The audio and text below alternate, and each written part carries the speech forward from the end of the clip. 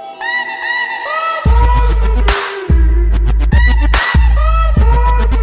tout le monde, c'est Belvie. Alors aujourd'hui on est super contente de vous retrouver pour une nouvelle vidéo et il s'agit d'une vidéo 10 conseils pour réussir ses examens. Donc c'est vraiment une vidéo qui change, je trouve. On avait vraiment envie de faire une sorte de catégorie conseils.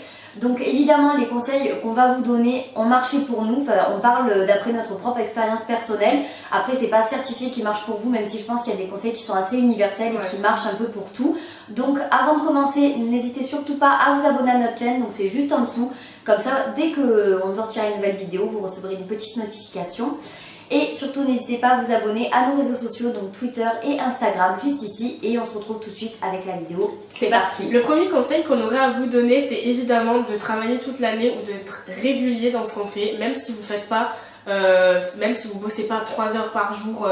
Juste être régulier, essayer de relire ses leçons. Alors c'est drôle qu'on dise ça parce que c'est un conseil que personnellement je n'applique pas du tout et que Léa n'a jamais appliqué non plus. C'était tout au dernier moment et je pense qu'on a un peu beaucoup à le faire.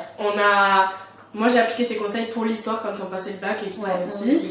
Mais voilà, franchement, dites-vous, c'est super important. Tous les ans, on se dit qu'on va travailler, on le fait pas, mais au final, il y a certains trucs où ça aide vraiment, ça fait vraiment la différence de bosser un petit peu tous les jours. Donc, essayez quand même d'être régulier. Évidemment, la période des examens approche pour tout le monde, donc c'est un peu tard maintenant pour se mettre à bosser. C'est pour ça que le reste des conseils qu'on va vous donner, c'est pour essayer de rattraper un peu le temps perdu. Et deuxième conseil qu'on pourrait vous donner, et comme l'a dit Tiffany, c'est un peu tard pour s'y mettre, mais c'est faire des fiches. Bien que moi je me suis réveillée vraiment, qu'on se le dise honnêtement, je me suis réveillée pour les fiches un peu tard, mais ça m'a vraiment beaucoup aidé. Les fiches, ça va vraiment servir déjà à relire votre leçon et vraiment à noter que l'essentiel pour vraiment faire une synthèse du cours et que ça soit vraiment beaucoup plus facile à réviser dans le troisième conseil qu'on va vous donner juste après. Conseil numéro 3 qu'on a à vous donner, c'est de faire un planning de révision. Donc je m'explique. En fait caler vos révisions chaque jour, donc que ce soit un chapitre d'une matière ou une matière en général, même si à mon avis c'est mieux de diviser la matière sur plusieurs jours. Mais voilà, un planning de révision vraiment, déjà ça va vous motiver à tenir vos révisions. Ça va vous aider à pas être stressé, à pas vous dire je sais pas par quoi commencer, qu'est-ce que je vais faire, et au final vous retrouvez une semaine plus tard sans avoir rien fait parce que vous saviez pas par quoi commencer. Et en plus, vraiment c'est beaucoup plus facile parce que ça va vous permettre de jauger le temps que vous allez pouvoir avoir pour vous, parce que c'est clair qu'il ne faut pas travailler tout le temps, et d'ailleurs on y reviendra sur le point suivant. Mais franchement, quand vous allez mettre, ne serait-ce que je sais pas, mardi Moyen-Orient 2 heures, voilà, vous dites juste ça parce que c'est une grosse leçon. Mercredi par contre je vais faire l'Asie et puis je vais faire autre chose parce que je vais faire l'Afrique, parce que genre c'est des petites leçons donc je peux les faire toutes les 2 dans la même journée. Et puis samedi je vais rien faire parce que comme ça j'aurai un peu de temps. Franchement ça va vraiment vous aider et c'est le truc qui motive le plus à tenir ces révisions. Moi je m'en sers. J'en suis servi pour le bac, Léa aussi pour le bac, je m'en sers encore pour les partiels. Et vraiment, c'est le truc le plus efficace, je trouve, et c'est super important. Quatrième conseil, et pas des moindres, c'est de bosser, certes, mais pas avec acharnement. Il faut bosser, c'est sûr. Mais après, moi, je pars du principe que ça sert à rien de bosser comme un malade une semaine avant. Pour certaines personnes, ça marche. Mais le cas d'une certaine personne, d'un tel ou un tel que vous avez entendu qu'une semaine avant, il y est allé au talent à moitié, il a révisé 3 leçons, il a eu son bac, ça marche pour une personne sur 10. Donc moi, le conseil que je peux vous donner, là je m'excentre un peu du conseil, mais c'est vraiment de ne pas bosser trop longtemps, de s'accorder des pauses comme l'a dit Tiffany, et surtout pour moi l'essentiel, après ça dépend comment vous vous gérez, mais pour moi c'est de bosser le matin. Donc de bosser le plus longtemps le matin entre guillemets et de bosser moins longtemps l'après-midi. Donc c'est-à-dire quand vous vous levez le matin, même si vous vous levez un peu tôt vers 8h, votre cerveau il n'a pas vraiment travaillé, il s'est bien reposé entre guillemets si je peux dire comme ça. Et du coup vous allez avoir plus de facilité à mémoriser les choses et à le faire directement le matin au frais entre guillemets, je sais pas trop comment l'expliquer, et du coup de privilégier un peu plus de révision, par exemple de se dire de 8h à 11h je vais faire ça, mais toujours en faisant des pauses. Pas de faire 8h, 11h tout d'un coup, de faire des pauses de 20 minutes où on s'accorde un peu de temps pour soi, où on écoute un peu de musique et ensuite se dire je reprends l'après-midi ou pas forcément. Faut vraiment s'accorder surtout, je pense que c'est super important de travailler sur de courtes durées pour être vraiment très efficace, que de se tuer à la tâche et se dire je vais réviser pendant une journée. Surtout que quand vous allez vous mettre dans l'idée de bosser toute une journée super longtemps, vous allez tout bâcler. Je vous le dis directement, moi c'est comme ça que je vais, vous allez vous dire ouais faut que je bosse toute la journée, du coup vous allez essayer de faire le maximum de choses en une seule journée et d'essayer de réviser le maximum de choses en une seule journée, sauf qu'en fait à la fin de la journée vous allez bien vous en rendre compte que vous n'avez rien retenu de tout ce que vous avez appris parce que vous avez vraiment bossé trop longtemps. Donc bossez pas forcément super longtemps, mais bosser bien. Et surtout, si je peux rajouter un petit truc, c'est qu'à partir d'une certaine heure, comme dit Léa, c'est mieux de bosser le matin, voire début d'après-midi. Moi, je bosse jusqu'à 17h, 18h, mais à partir d'une certaine heure, à partir de 20h, 21h, ou quand vous avez terminé de manger le soir, ça sert à rien de bosser. Je vous le dis direct, votre cerveau, il est plus du tout en condition. Déjà, normalement, après 18h, le cerveau, il est plus du tout en condition pour travailler. Mais quand vous arrivez à 20h, 21h et que vous mettez quand même à bosser, ça sert à rien. Vous allez peut-être retenir un petit peu les choses, parce que en allant vous coucher, ça va rester dans votre tête, nanana. Mais il faut se dire que si vous comptez bosser dans une journée et que vous vous mettez de 20h à 23h minuit, c'est inutile. Votre cerveau n'est pas du tout disposé à retenir les choses à cette heure-là. C'est super mauvais. Conseil numéro 5, et ça rejoint encore l'idée de travailler bien et efficacement, c'est de bosser dans un endroit où vous vous sentez bien. Il y a des gens qui se sentent bien à la bibliothèque, il y a des gens qui se sentent bien chez eux. C'est différent pour tout le monde. Moi, j'ai toujours essayé de bosser dans les bibliothèques, à la BU. Dans mon université, ça ne marche pas. Moi, j'ai du mal avec les endroits trop silencieux, les endroits où il y a trop de monde, et je me sens bien que chez moi pour travailler, enfin que chez mes parents. Donc voilà, trouvez votre endroit à vous, parce que c'est pas parce que votre meilleur ami travaille bien à la bibliothèque que vous allez pouvoir travailler bien à la bibliothèque. Trouvez votre manière de travailler, voyez si vous bossez mieux avec des amis ou tout seul, et une fois que vous avez trouvé votre endroit, n'essayez pas de changer, restez dans un environnement où vous vous sentez serein, où vous êtes content, je dirais pas content de travailler parce que ça fait jamais vraiment plaisir, mais vous êtes tranquille, vous vous dites qu'il peut rien vraiment arriver, quoi. Vous êtes bien, vous êtes serein et vous faites votre boulot tranquille. C'est super important d'avoir une atmosphère qui est positive autour de vous, parce que sinon, travailler dans des mauvaises conditions, même si vous travaillez bien, ça sera jamais bien. Alors, conseil numéro 6, qui ne marchera peut-être pas pour tout le monde, ça c'est un conseil vraiment qui s'applique à ma personne, et peut-être que ça s'applique à vous aussi, donc je vous le donne quand même. Et ce conseil, ça m'a vraiment énormément aidé, c'est de quand vous relisez vos leçons ou que vous révisez, lisez à haute voix. Et après, il y a des gens, je sais, qui préfèrent la méthode de l'écriture, de réécrire. Mais moi, je parle dans l'optique que vous avez déjà fait vos fiches, et de relire vos fiches vraiment à voix haute.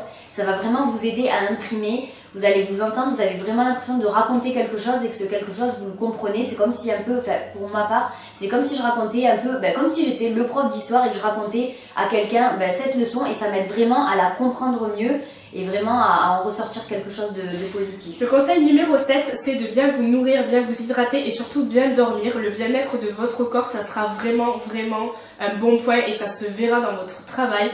Que vous soyez reposé et surtout en bonne santé, que vous soyez bien nourri, que vous ayez assez de matière. En fait, comment dire, les aliments, les nutriments, ils apportent beaucoup de choses au cerveau, et c'est très important que vous ayez le ventre bien rempli quand vous allez... Bon, je parle pas genre d'un gros McDo, que vous ayez le ventre rempli de protéines, d'un peu de sucre, des choses qui vont permettre vraiment de réfléchir, de tenir sur le long, de pas au bout de 2 heures avoir la dalle et vous dire bon, je peux plus bosser parce que mon ventre est gargouille. Buvez beaucoup aussi, parce que c'est super important pour la concentration. Et surtout dormir. Je sais que quand on a des examens, le stress et tout, ça empêche de dormir, mais forcez-vous, parce que vraiment, déjà ça vous aidera à retenir, et le lendemain, si vous vous réveillez, vous avez la gueule comme ça, je vous jure que ça va pas vous aider. Petit plus, quand vous travaillez, pour déjà mieux dormir, mais aussi pendant les révisions en général, vos téléphones, déconnectez-vous. Moi quand je travaille, je mets mon téléphone en mode avion, parce que sinon je reçois des messages, il y en a toujours. Faut arrêter de mentir, même si c'est en silencieux, on est toujours tenté de répondre. Éteignez votre téléphone, mettez-le en mode avion, mettez-le loin de vous, que ce soit pour dormir avant un examen, pour vous empêcher d'aller sur Instagram, sur Twitter, sur Snapchat, sur n'importe quoi, parler avec vos potes. Franchement, se déconnecter l'esprit juste avant un examen, même si se déconnecter l'esprit tout court, ça fait toujours du bien, c'est super important, parce que vous serez vraiment focalisé que sur ce que vous avez appris, vous vous endormez avec vos révisions dans la tête, et voilà, il n'y a pas d'autres trucs, il n'y a pas de choses qui vous gardent éveillé, et vraiment c'est super important. 8e conseil, qui s'applique plus pour les oraux de langue, donc espagnol, allemand, anglais, tout ce que vous voulez. Il faut surtout pas hésiter à en faire entre guillemets trop, je dis bien entre guillemets, c'est-à-dire d'essayer de se lâcher un maximum, d'essayer de prendre un accent pas trop forcé pour pas que ça soit non plus ridicule, mais vraiment, comment vous dire, en fait moi de mon expérience personnelle, je suis quelqu'un de très stressé qui est extrêmement peureuse entre guillemets à l'oral, c'est-à-dire qu'en 2 ans d'anglais, vu que j'ai fait avec Tiffany donc en classe, Je n'ai jamais parlé une seule fois en anglais approfondi alors que c'est la base en fait, c'est le cours c'est de parler et moi je n'ai jamais parlé parce que je pouvais pas et en fait ce conseil c'est vraiment, moi je vous dis, je parle vraiment pour moi, les oraux c'est vraiment l'opportunité de se donner à fond et vraiment n'hésitez pas à en faire trop parce que moi je vous dis franchement je ne parlais jamais et je me suis dit bon là à un moment donné il va falloir que tu te bouges le cul clairement et dites-vous surtout et ça va vraiment je pense vous débloquer, il n'y a qu'une personne, un examinateur qui ne vous connaît pas, c'est-à-dire qu'il ne connaît pas vos résultats, il ne sait pas comment vous parlez, quel accent vous prenez, si vous avez un bon niveau ou pas. Dites-vous que le mec, vous allez le voir une fois dans votre vie, donc n'hésitez pas à tout donner, vraiment, n'hésitez pas à en faire trop, vraiment à pousser l'accent, à essayer de vraiment montrer que vous avez vraiment confiance en vous, même si je sais que c'est pas facile, parce que moi franchement, j'ai pas confiance en moi sur les oraux et je me suis vraiment bien débrouillée pour l'anglais alors que c'est l'oral que je redoutais mais le plus. J'avais tellement peur et je me suis dit, bon Léa, à un moment donné, hésite pas et donne tout, même si t'en fais trop, c'est pas grave, vaut mieux en faire un petit peu trop que pas assez, je vous le garantis. Et puis, c'est un bon conseil, je pense, parce que si vous hésitez, ben, ça peut foirer, vous allez être déstabilisé, donc c'est pas grave. Dites-vous que vous êtes, prenez-vous pour une star américaine, je ne sais pas, vous avez un accent de fou, ça peut marcher, j'ai envie de vous dire. Donc voilà. Conseil numéro 9, donc on s'approche de la fin. Qui concerne encore une fois les oraux mais aussi les écrits, c'est ne pas hésiter à demander à quelqu'un de vous aider et à vous faire réciter. Je me souviens que quand j'étais gamine, on me faisait toujours réciter mes leçons et ça marchait plutôt bien. Bon, après le par cœur, il y a des gens pour qui ça marche, il y a des gens pour qui ça marche pas. Mais pour les oraux, n'hésitez pas à aller devant vos familles, vos proches, parler, et je sais que ça peut paraître intimidant, c'est intimidant pour tout le monde, même pour les gens qui se débrouillent. Enfin, je parle de mon expérience parce que moi je sais parler deux langues et pourtant quand je parle anglais devant quelqu'un je me sens toujours super mal à l'aise alors que je pourrais vous parler comme je vous parle maintenant. Mais surtout, il faut vraiment pas hésiter, prenez quelqu'un à qui vous avez confiance. Enfin, moi je sais que je pouvais parler devant Léa, que je la prenais avec moi quand je faisais des oraux, je les préparais parce que moi j'étais pas intimidée. Donc voilà, n'hésitez vraiment pas à demander de l'aide à vos proches et dites-vous que vos parents, votre soeur, votre frère ne vous jugera sûrement jamais si vous avez un accent pourri en espagnol ou en anglais. Je pense qu'ils ont autre chose à faire. Donc franchement, ça peut vraiment vous aider et ça vous aidera aussi parce que vous vous rappellerez, moi c'est les choses que je fais, en général on associe les choses qu'on apprend avec les moments. Moi j'écoutais de la musique pendant mes révisions et du coup je me rappelais des musiques et je me rappelais de ce que je faisais et donc de la révision. Et quand on repense au moment qu'on passe avec les gens, c'est la même chose. Donc ça peut peut-être vous aider aussi à vous rappeler d'un gros oral que vous avez à faire comme on a en espagnol ou en anglais en terminale. Donc voilà, surtout n'hésitez pas, ça vous sera vraiment bénéfique. Dernier conseil et qui est pour moi très important, quel que soit le type d'examen que vous allez passer, surtout tout préparer la veille, c'est-à-dire votre tenue, une tenue confortable, que vous n'ayez pas le matin à être en speed, à chercher qu'est-ce que vous allez mettre. Commencez pas à vous dire ouais je vais mettre des talons, je vais mettre des machins, je vais mettre des trucs. Mettez-vous le plus confortable possible parce que par exemple si vous avez de la philo ou je sais pas, de l'histoire et que ça dure 4 heures, vaut mieux rester en jogging. C'est clair, franchement vous allez vous sentir mieux et puis même ça sert à rien de se mettre en bombe pour aller à un examen, je vous le dis de suite.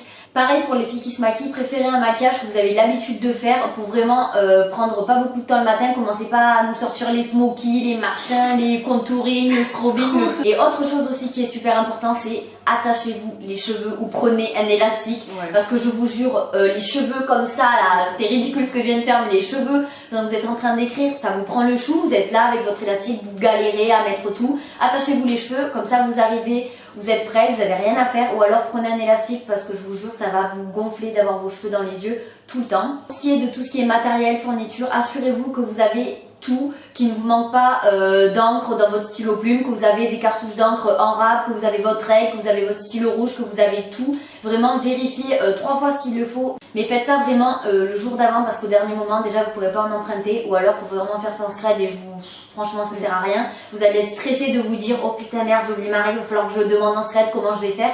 Et puis ça vous évitera le matin d'être dans le rush et d'arriver comme ça de prendre tout et n'importe quoi, de tout mettre dans votre sac et d'avoir 2 stylos verts et une règle pour faire l'examen, donc ça ne sert strictement à rien. Donc conseil 10 bis, j'ai envie de vous dire, comme m'a suggéré ma collègue Tiffany. Surtout ne pas réviser, mais ça je pense que tout le monde vous le dit, vous l'avez entendu partout, tout le monde le rabâche. Et on le fait quand même. Ouais, mais on le fait aussi parce que c'est notre job. Non, sérieusement, il faut pas réviser le jour d'avant. ça sert strictement à rien. Ou juste avant votre épreuve, genre avant de rentrer, lâchez les fiches, ça sert à rien. Ça va vous allez vous embrouiller, c'est tout.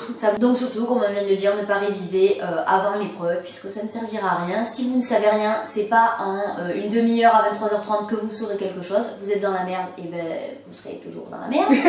Donc voilà tout le monde, cette vidéo est maintenant terminée. On espère vraiment que ça vous aura plu vu qu'on s'est plus déplacé sur le côté lifestyle de notre chaîne. Si vous voulez voir d'autres vidéos, conseils, 10 conseils, 5 conseils, 3 conseils, faites-le nous savoir parce qu'on a plein de sujets en tête, donc vraiment que ce soit conseils amoureux, amitié, enfin tout ce qui concerne les relations, l'école, les parents, vraiment n'hésitez pas et on fera ça avec plaisir. On a vraiment aimé ce type de vidéo. Si elle vous a plu, n'hésitez pas à liker, à laisser un petit commentaire. Comme on l'a dit au début, n'hésitez surtout pas à vous abonner. On vous retrouve la semaine prochaine pour une nouvelle vidéo et d'ici là, portez-vous bien. Ciao.